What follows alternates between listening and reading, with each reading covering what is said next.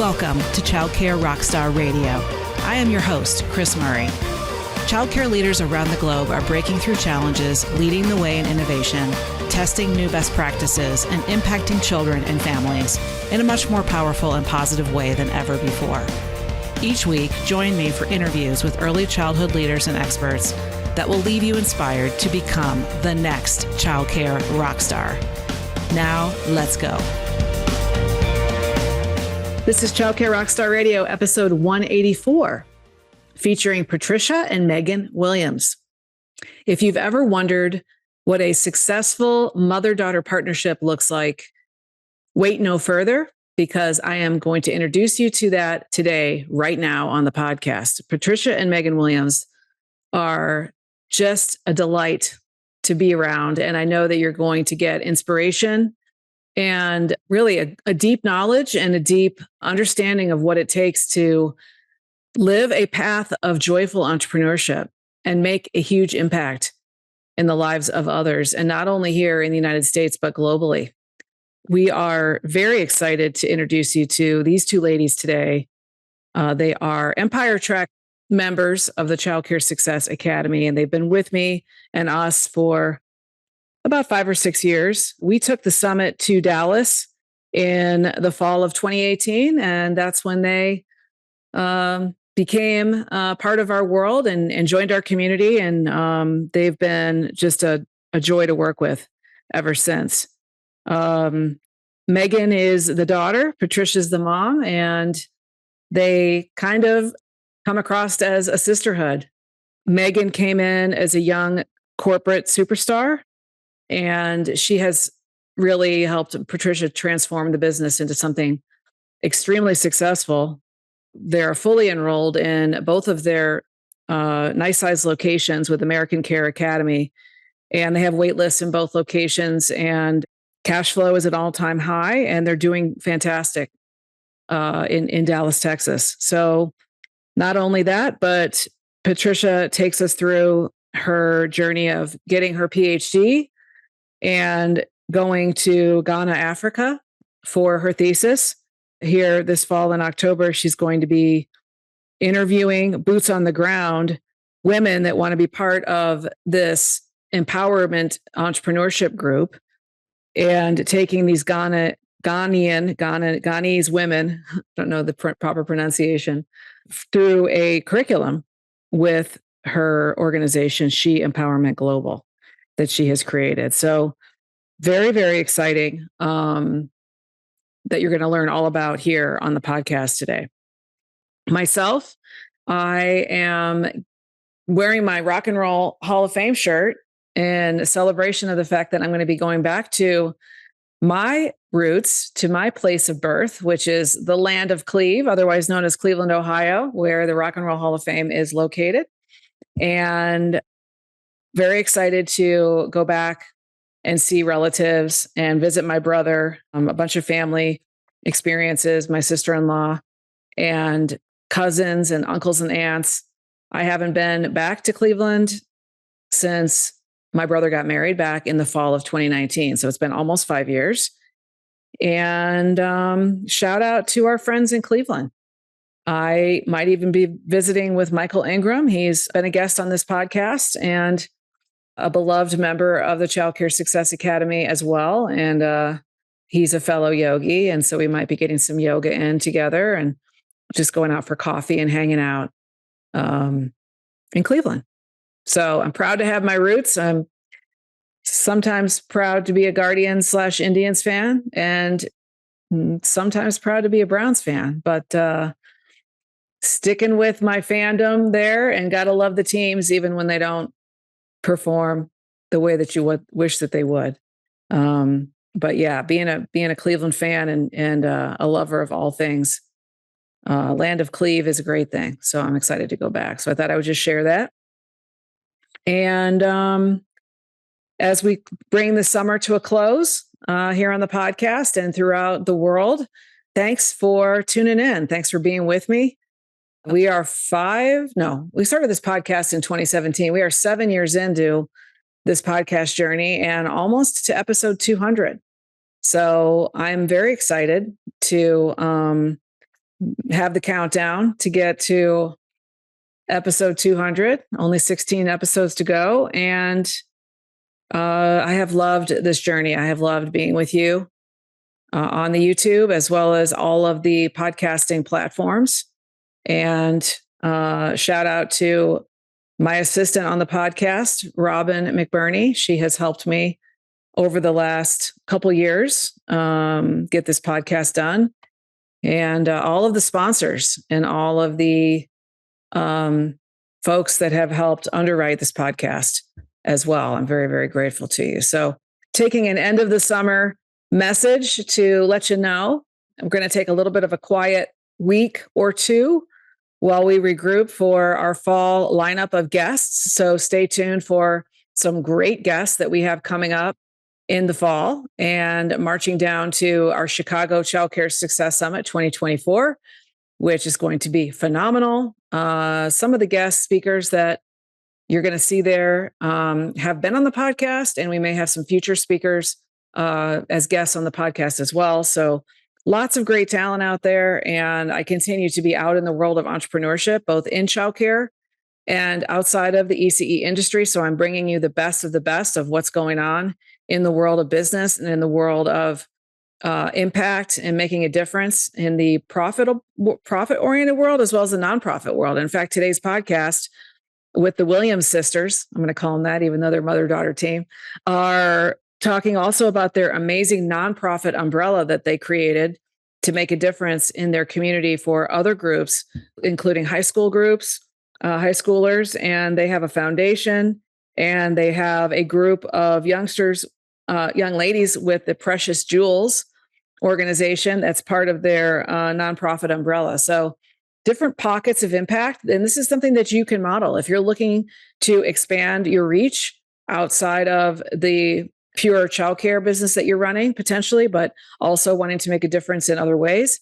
You're going to get a lot out of this podcast and even thinking about making a difference globally. So without any further ado, let's dive in and meet Patricia and Megan Williams here on episode 184 of Childcare Rockstar Radio. Let's go.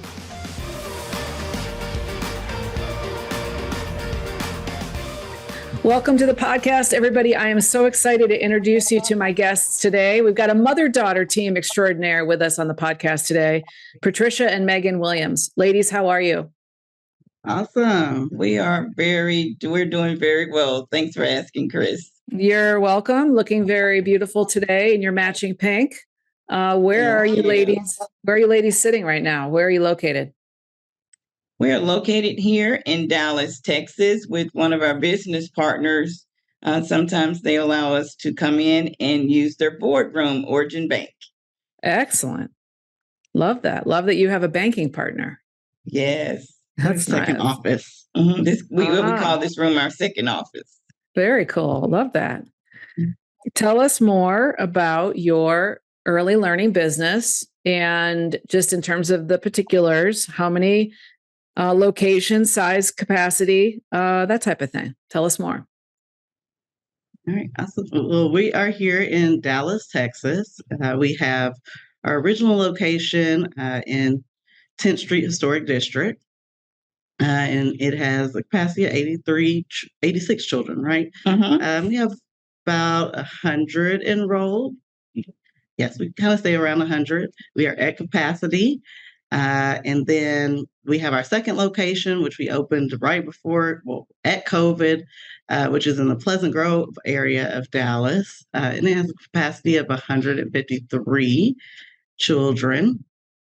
And our main purpose over there is to service the high school students that we are connected to in Texas Kansas Academy. And our capacity, cool. And we're at capacity there as well at 165. Ooh, that's fantastic. So both schools are full. Love that. I want to dive more into that high school component, but before I do that, tell us a little bit more about your journey. Maybe Patricia, you can start. How did you get into this world of early childhood education? And tell us some of your highlights of your journey. Okay, well, I am I was born in Pine Bluff, Arkansas. So I grew up in a small city, and I always wanted to travel to Dallas to work. And so I was a corporate girl. It's like, I'm going to be corporate. And so something happened called 911 in 2001, and I got laid off from work. In the process of getting laid off, I always wanted to be an entrepreneur. So by mishap, I kind of ended up in childcare with some business partners, and those business partners went away, and I became the owner of American Care Academy. So that's kind of how it started back. And really, I was looking at entrepreneurship from a different perspective, but I can't think of anything that I would rather do than do early childhood education. It's been a very, very positive journey. I love that. And then, Megan, when did you join the effort? Well, it feels like, how old was I? About 7. It feels like my whole lifetime, right? I can remember growing up in the center. All of a sudden, I'm like, oh, there are kids. I have, I'm an only child. I'm like, oh, there are kids to play with. I can be up here. I can remember we only had 10 children in the center. Uh-huh. And when I just wanted to be in the room and not helping with the food program. But I did go off to Baylor University. And then I worked in HR for an HVAC company for a little bit. And in 2018, Miss Pat called and was like, I need some assistance here. I need your help. And so I joined the company professionally. And it was supposed to be just for a little while. And here we are, 2024. It really was supposed to be a little while, and I never thought that in 2018 that she would be on this journey with me. So I'm really super excited that she's on the journey.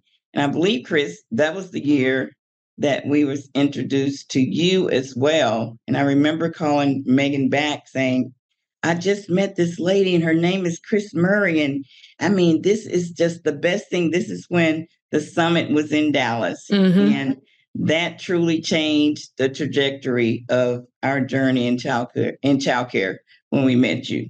Oh, well, I'm very grateful for you to say that. And yes, it was a joy to be able to bring the summit to Dallas and meet you and start working with you and have you now in the academy at the Empire level, and having you guys both come to our meetings and our retreats and contributing and seeing you grow and blossom has been a joy for me as your coach.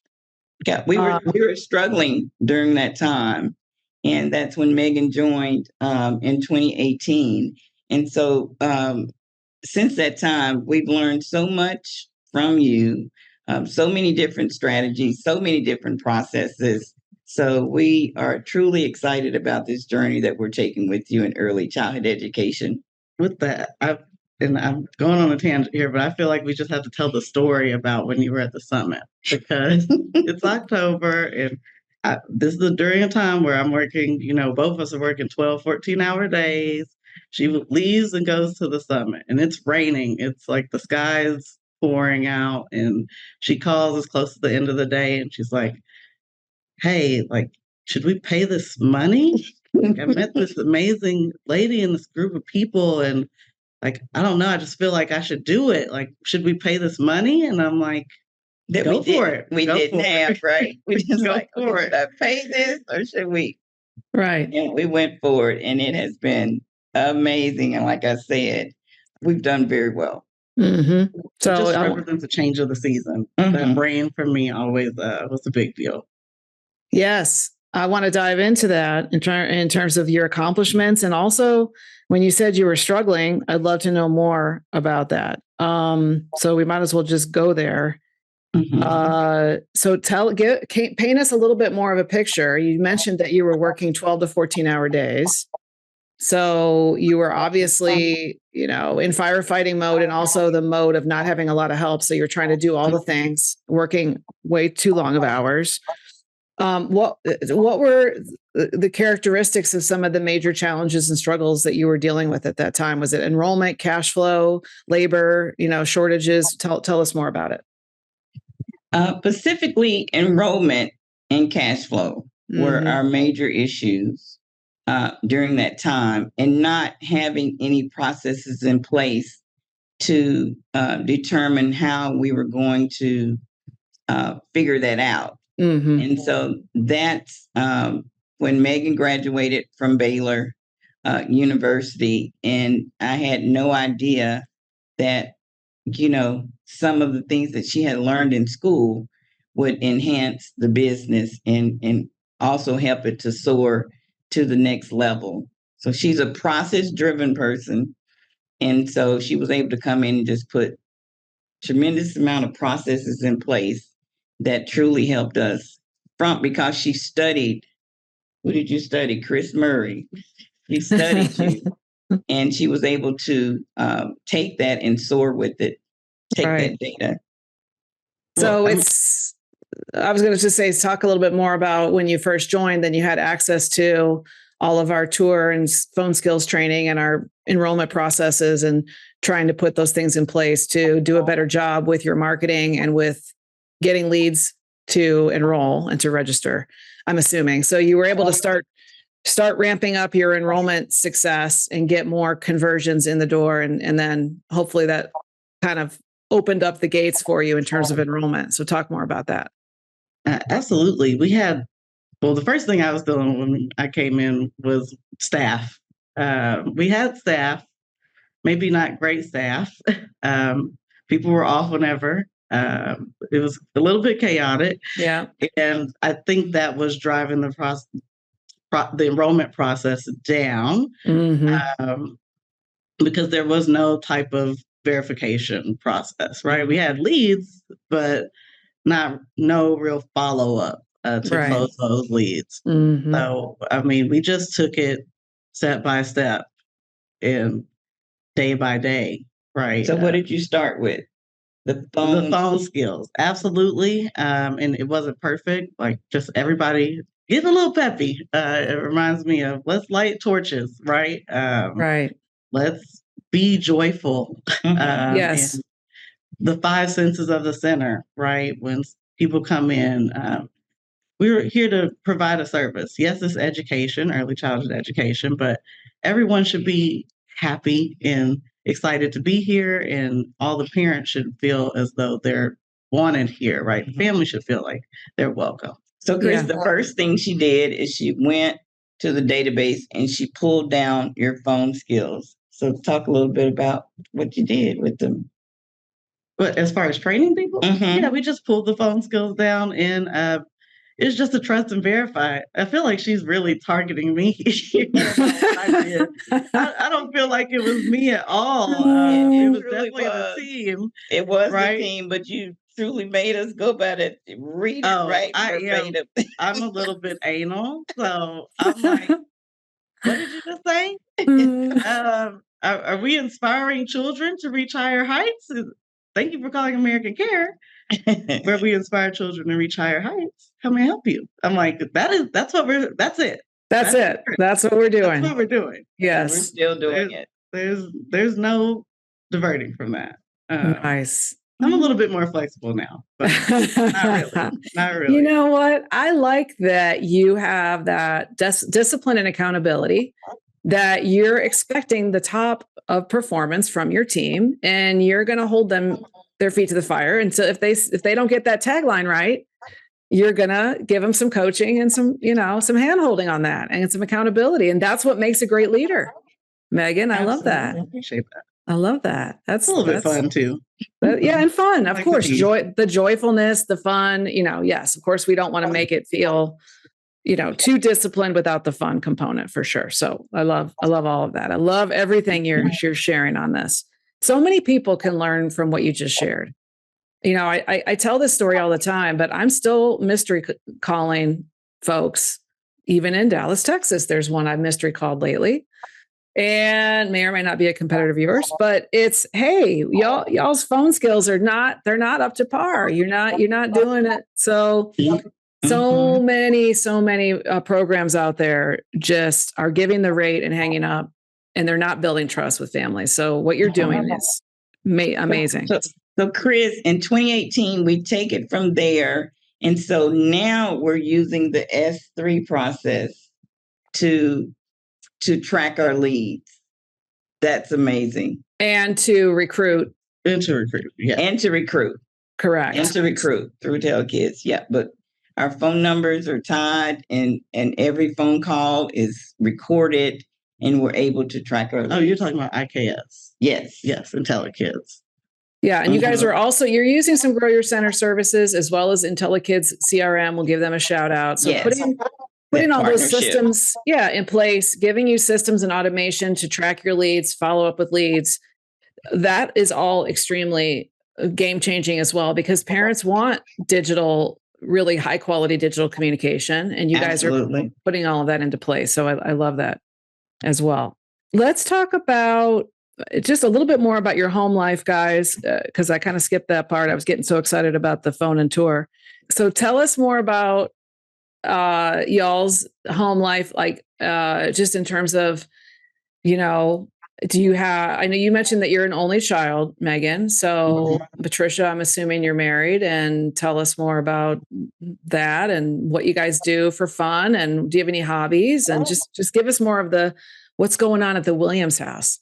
Well, I want to say home life, but home work life, right? It's funny because we used to try to cut it off, and I think the business is so a part of our relationship that's just impossible. Now, there are times where we do get into other shenanigans, but being an only child, she's like my best friend, my sister, my mom,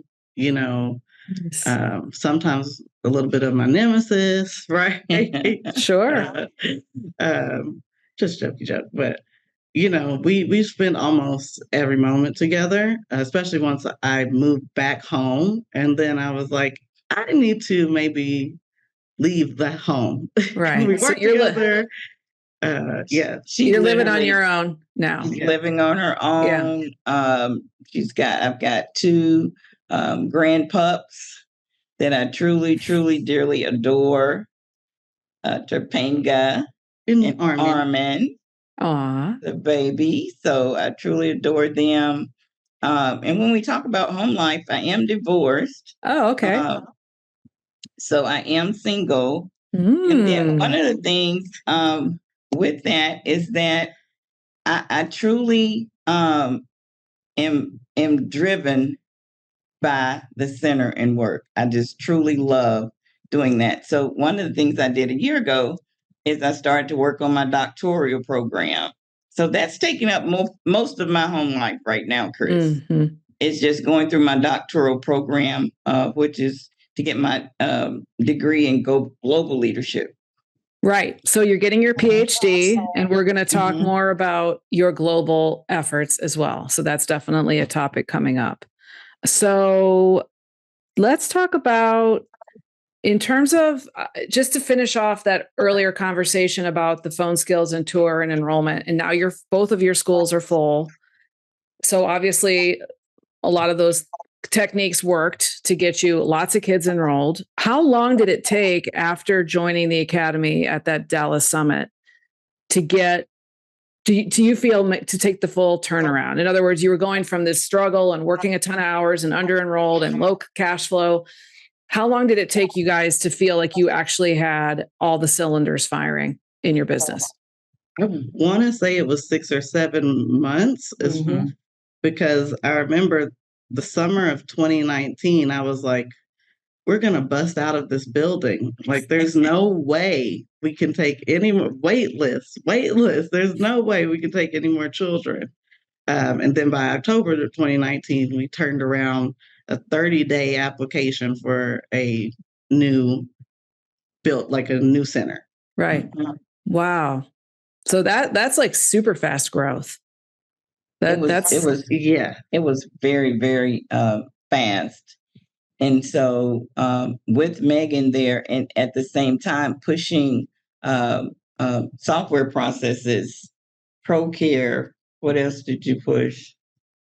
Oh, we're still pushing ProCare, but ProCare, IKS, GYC was the main thing. Yes. I think that really had a huge part in our enrollment. Yes. New Just having website. that website, Right. and that presence. Mm-hmm. Yeah. That website's presence made a huge difference, and I think we started that in February of 2019.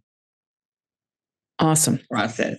Gotcha. All right. So, and then circling back to that high school component where you talked about your second location, how is the high school component involved in that center? So we are actually in our second center located inside Dallas Can Academy, which is part of the Texans Can Academy schools. And they, it's high school, yes. Mm-hmm. And they take, their whole purpose is to service high school students who maybe don't fit in a regular classroom setting. Mm-hmm. Some of them maybe didn't finish and are coming back. Some of them might be pregnant. Some of them may have children already. And others might just think outside the box, right? And they don't fit into the mold of a traditional classroom. Mm-hmm. So we are there to service their children, to make it easier for them to get that high school diploma. Awesome. Love that. That's very cool. We are totally connected. So there's a doorbell on the other side of the high school where the student parent rings the doorbell, and then we actually bring them their children from there. We also service the community, and that community is a fast-paced, growing community, pretty impoverished in some areas. So our customer is a little bit different. So we have to look at, as we service those children, we look at it from a holistic perspective. So what we do, we provide the diapers, we provide the milk. And then in some cases, we have to wrap around services to that entire family in order to ensure that we're taking care of that child effectively. Mm-hmm. Mm-hmm. When you market American Care Academy, what are the things that you lead with in terms of what sets you apart? And the first word that always comes to me is community. And I think that's easily said, like community engagement. But when we say that, I was just talking about it with Miss Fat. I call her Miss Fat a lot. But we mean it does take a village, right? We are there to be that village, quite literally. We want our families to feel like, let me call Aunt Pat because I need XYZ, right? And it's not transactional, right? There is a transaction taking place, but it's not a transactional relationship. Mm-hmm. Like the whole purpose is for us to empower children through our learning programs, right? And that starts with us all being on board and having our own light to give out. Yeah. Love that. Let's talk about Africa. Let's talk about the PhD and your global influence that's coming up with the things that you're trying to put in place across the pond in Africa. Patricia, what is going on there? How did you get inspired to start making a difference globally? And just tell us more about what you're doing. Okay, so in 2019 was the first time that I visited Africa. You know how you have those questions like, where do you want to, what do you want to visit? Where do you want to go? I always wanted to go to Africa. So I was able to go to Ghana in 2019 and had no idea when I started my doctoral program this time last year in 2023 that my dissertation would develop into me going back to Ghana in October of this year. Already, since I've been in school, been able to launch a nonprofit organization in Ghana called She Empowerment Global, launched in April of 2024 of this year. So we're very excited about that. The program consists of servicing women 18 to 35 years of age and developing them into empowering them to be entrepreneur women. And so we know that the Ghanaian women have very good skill sets when it comes to making soap or sewing, or they have so many different skills, but no one has taught them how to become an entrepreneur. So we're going to partner with some women in Ghana to locate these women and hopefully get in contact with some churches that are in there so that they can wrap around some services with the women, because the most important thing is that we want to make sure that they're successful. So we'll take them through a curriculum that will allow them to become successful. It'll probably take them about 6 months to a year before we finish that process with them and them developing their own business and making their own money. So that's what we'll be doing. I'm so excited. We launch it in October of this year. Mm-hmm. That is so exciting. So you're going to go over there, you're going to meet with these women leaders, and you and your entrepreneurial partners are going to put this together with your curriculum. And how many women are you thinking will start? Do you have a sense of how many women you're going to be able to mentor in the first 6 months? We're looking to pilot at least 5 to 10 women to create that model. Cool. And then once the model is created, then we'll launch it out into other areas as well. And is there a childcare component to this as well, or this is just purely entrepreneurial? It's purely entrepreneurial, but childcare owners, the way we are, right? Yep. If we see children and we see a need, because my understanding at this point is children in Ghana are actually having school up under trees. So in some instances, they don't have anywhere to go to have school. Mm-hmm. So they'll go and have school under a tree. So depending on the need and the resources and being able to connect, of course, there will be a children component. Absolutely. That is so exciting. Can't wait to learn more about how that all goes. And maybe we can post some things on social media for you on your behalf. I would love to try to get that word out for you.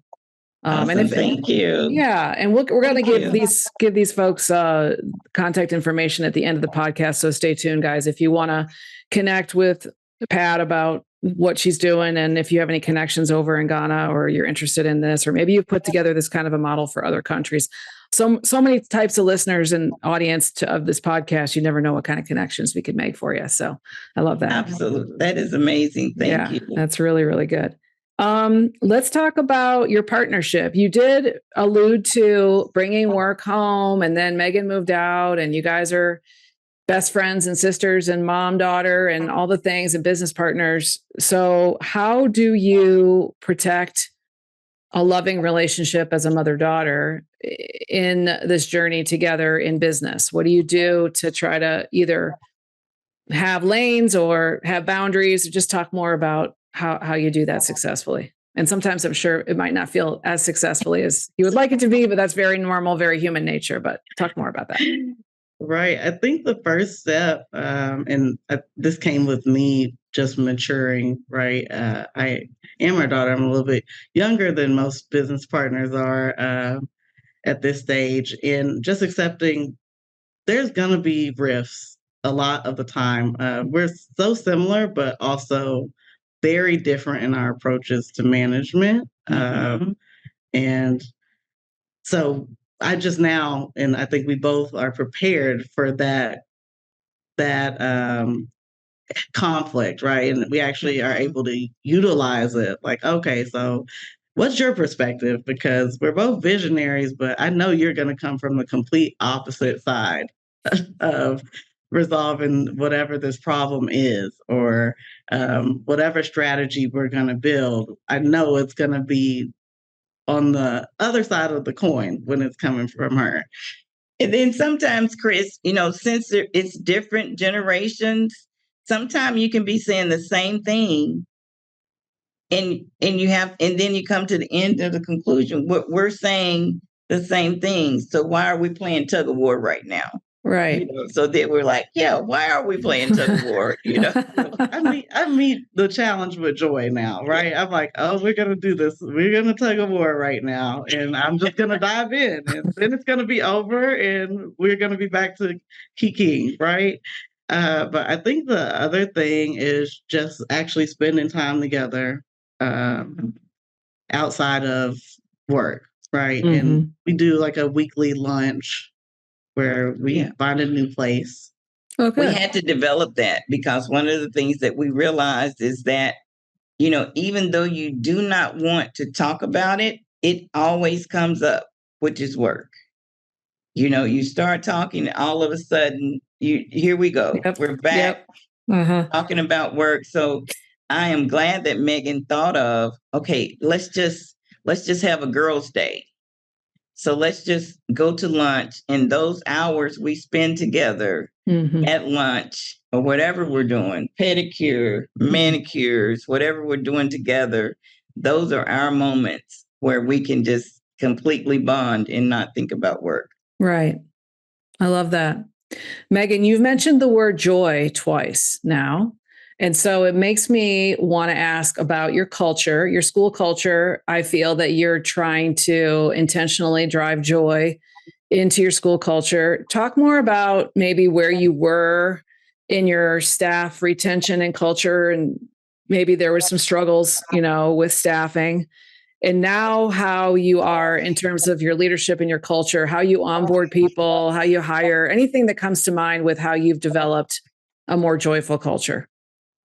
I'm so glad you asked that because we have some great news metrics about our turnover. Ooh, give it to us. Give it to us. Oh, you were repping it.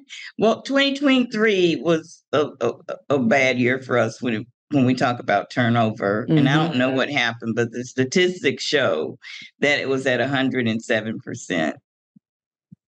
And so we just recently ran those statistics, and now we're down to 24%. Ooh. And so we're super excited about that. And we had to do some work with that turnover, didn't we? Yes. So I think when we first got involved with childcare success, I was like, oh, I got to pull all this stuff down. We've got to get the onboarding. We got to, everything all at once. And I'm glad you talked about joy because it really does start with culture. So there's still many things that aren't perfect, but when we are onboarding or hiring a new employee, like everything is about making them feel as though they're part of our family, right? There's honesty and transparency. We're looking for clarity. I'm always going by and asking, staff, hey, I was thinking about doing this as far as shifting children or whatever it is, that we're doing during the day. How do you guys feel about it? We're checking in. We're seeing how everyone is doing just in general in their personal life so that we're tapped in, right? Like you can get into this place where everybody's working and kind of in the rat race almost and not clocked in to like life, right? Which is a miracle and joyful. So, yes, when I was like, wait a minute, it's not in the stuff. And I think teachers can get into that too, where it's like, I've got all this long list of tasks that I need to complete. It's in that how we experience the stuff. That's right. One of the things, Kris, that Megan brought to our onboarding process was very, very key is that she told our history. She told it very well in a story about how we started, where we are, because a lot of people, when they come to us, they don't really know that we're in a historic district that was given to the slaves when they were set free. So where we currently have some of our community events, that's where the slaves worked. And so the land that we're on now is 10th Street Historic District. It's one of the last Freedmen's towns that's standing in the nation that has not been redeveloped. So sometimes we get a chance to tell that story to some Dallas natives, and they just never knew that that's where we are. So we want to make sure that they know that. And so that's one of the reasons why we just make it community driven and quality focused is our main goal. I love that. I didn't know that either. And I think that telling your story to that effect and telling your origin story and telling your mother-daughter story, I mean, that's all it's going to get your community engaged with you and want to, build trust with them, and then have them want to actually do business and enroll with you, because it gives them that warm fuzzy. And also just that, that the historical component is so important. And I love that you brought that out, Megan. That's huge. Very, very cool. Absolutely. There's so much rich history that we're still finding, right? Miss Pat did a cemetery cleanup with our sorority in the community. That is it's a slave cemetery, right? Which was a big thing. They were all over the news. I've never seen our community on the news, on every news station, about this cleanup and then restoring the cemetery. And you're seeing everybody just kind of jump on board as far as restoring the community. Love it. Very, very cool. So where are you headed, ladies? What's next for you? Well, it sounds like Ghana is what's next. And also hopefully you'll come to the summit in Chicago in October. Well, I mean, you might be in Ghana during that time. I think I may be in Ghana, but Megan may show up. Okay. Yeah. I hope she will be there. Yes, Megan will be there, but I will be in Ghana. Okay. And I will send messages when I'm there to keep you guys abreast of how everything's going. Great. And domestically here, are you planning any expansions in 2025 or anything else that you can share with us? Sneak peek? Well, absolutely. The community is growing. We're currently Origin Bank. This bank has been here only about 2 years in the community. So we're thankful that they're 5 minutes from us. So, and we also see a lot of growth over here. We actually just are seeing a childcare center right across the street that just developed. So we're getting ready to be nosy and go find some land and give them some more competition. All right. I like this. Taking pictures. Yes. That looks really nice over there. That's fun. But we definitely have a corporate office in the works, right? That's close to our original location. And hopefully we can fit some children. Because we have a nonprofit component to the business as well, Kris. And so all of our programs that you may see on social media, those all fall up under our nonprofit umbrella. It actually was developed prior to us going into the childcare industry, the nonprofit piece to our business. So we want to start and focus more on that, focus more in the community. The launch that we're having in Ghana is connected to our nonprofit here. So we're just going to continue to focus on the community. And as we focus on the community, and we'll focus on keeping the quality of childcare, early childhood education at the top of our list of improving, the industry. Yeah, I love it. Shout out to Origin Bank, whose boardroom you're sitting in right now. So they're one of your partners. You can partially see their logo in your background. So shout out to them. There we go, Origin. Tell folks how they can connect with you. What's the best way to reach out and connect? Well, you can definitely visit us at AmericanCareAcademy.org, as well as our Facebook page is a real hit. So just look us up on Facebook, American Care Academy. No TikTok or Twitter yet, but we're working on it. All right. Instagram? We're on Instagram as well. Yeah. Okay. Yeah. American Care Academy. And you can also reach us at AmericanCareFoundation.org, where you see most of our children, the programs that we have. You'll see our children engaged on that page as well. So that's your nonprofit umbrella. Yes, we did launch 2 years ago a program called Precious Jewels, and those are our childcare children, the girls age 8 to 12 years old, and it's a mentorship program for them. And then it launches every June, for about 4 weeks, and they have the best time.